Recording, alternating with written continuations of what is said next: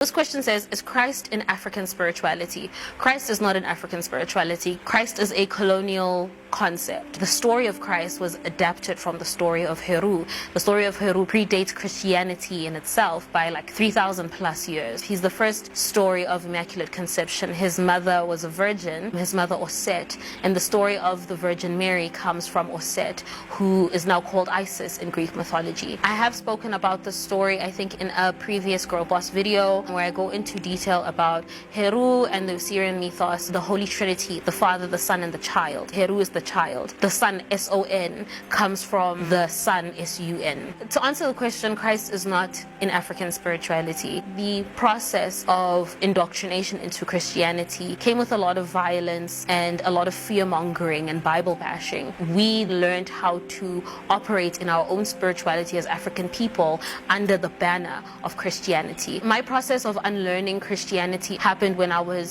think it was around 2018 maybe. It was while I was in university and I was living in Manchester, and I think there was kind of a lot of homesickness going on. I naturally started to gravitate towards knowledge and information about our indigenous cultures, who we are as African people and where we're coming from, because we don't learn those things in school. School doesn't really teach us about pre-colonial African history. In history we learned about apartheid, Shaka Zulu. We did learn about like Shaka Zulu briefly. We're not really taught about African history in school, so we're also not taught about, and I went to a Christian school, so we also had like life sciences, all of these subjects, and Bible studies was one of the subjects that was compulsory for us to learn. It's just part of the indoctrination that we still experience to this day. And I'm not saying that there's anything wrong with Christianity or Christians or anything like that. Whatever scripture it is that you use to guide you through life, it's about extracting the wisdom from it, right? There is a lot of wisdom in the Bible. There's a lot of wisdom in the Quran. There's a lot of wisdom in like Vedic scripture. So it's just about extracting the wisdom from those scriptures.